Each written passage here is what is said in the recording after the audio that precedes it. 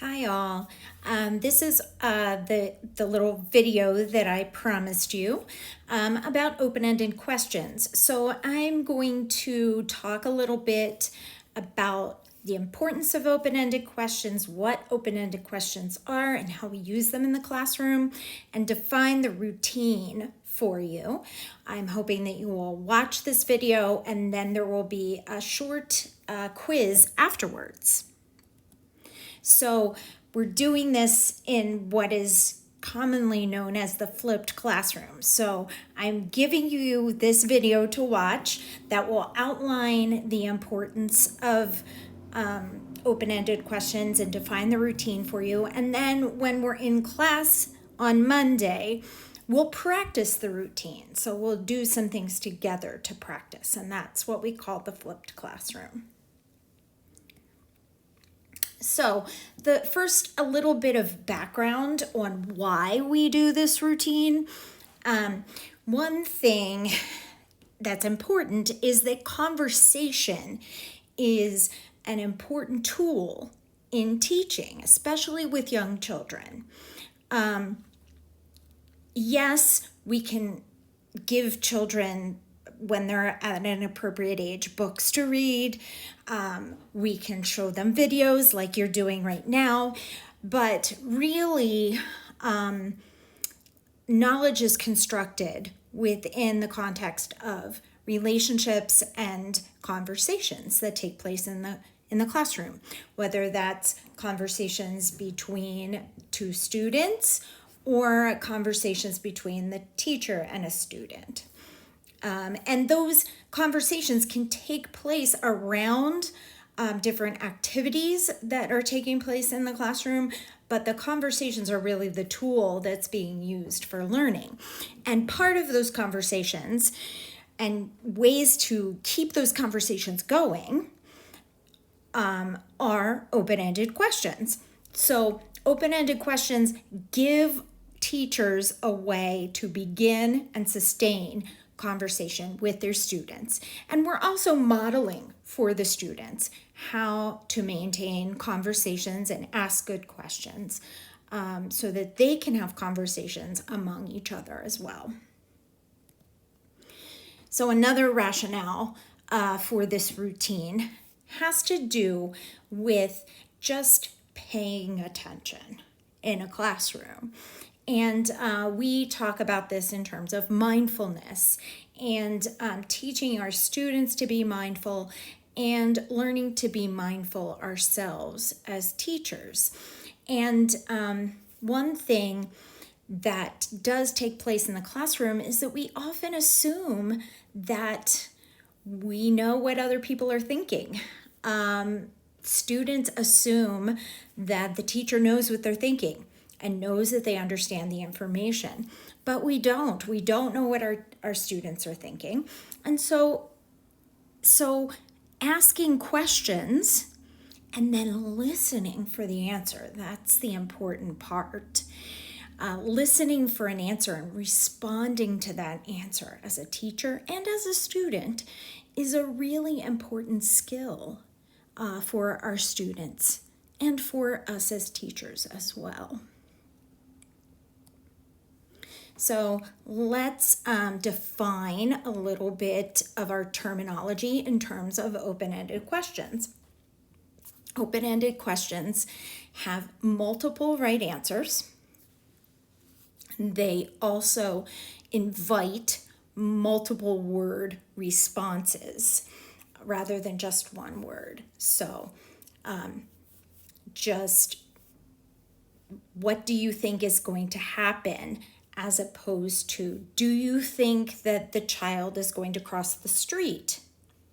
Do you think that the child is going to cross the street requires only a yes or no response, just a one-word answer. But asking, what do you think is going to happen, invites a child to use multiple words and possibly has multiple different answers and different ways that the student can answer it. Additionally, an open-ended question, and this is really important, ends with a pause by the teacher. so that the children have time to answer. Often where teachers go wrong in this routine is that they either fail to pause long enough for students to collect their thoughts and give an answer, or they ask a really good open-ended question followed by a not so good, not so open-ended question. So again, in my example, what do you think is going to happen? Do you think the child is going to cross the street? So there, a teacher starts with a good open-ended question. What do you think is going to happen? Doesn't pause, and then continues with a not open-ended question. And that happens over and over again. So we're going to practice this and practice pausing so that children have time to collect their thoughts and provide an answer.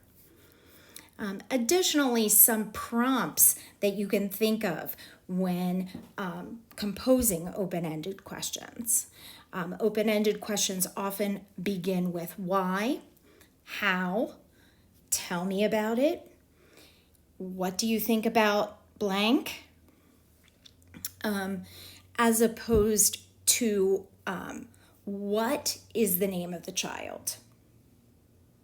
That's a more closed-ended question because it has one right answer and one word answer. So why, how, tell me about, and what do you think about are good question starters for open-ended questions. So I want you to think about some of the best lessons you've seen and think about some questions that you could ask about those lessons. And actually, you can just even look at this picture of these two students. I'm going to ask you in a few minutes to develop some open-ended questions about this scenario. So think about how those questions not only start a conversation, but keep the conversation going. And that's really important as well, that we don't want to just ask a student a question, even a really good open-ended question. What do you think is going to happen in this story? And the child gives an answer. And then the conversation ends. We want to think about continuing a conversation with children and modeling that so they can learn to continue conversations with each other and have great lessons and learning experiences. So just finally, the steps of the routine. So basically, the first step, ask the question, obviously. And again, there are those question starters. Why, how, tell me about, and what do you think about? Posing the question is half the battle. However, the other half the battle is wait for the child to respond. And again, wait for about 4 to 7 seconds.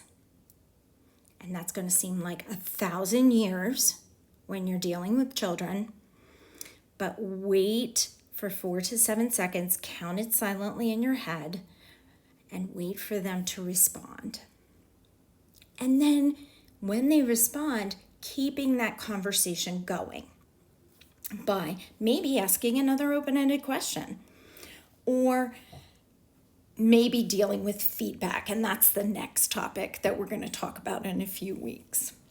So these are the steps of the routine that we're talking about. And when we get to class, we are going to practice this routine. So now what I want you to do is, if you have a few extra moments, I have another video for you to watch that shows some teachers asking some really good open-ended questions.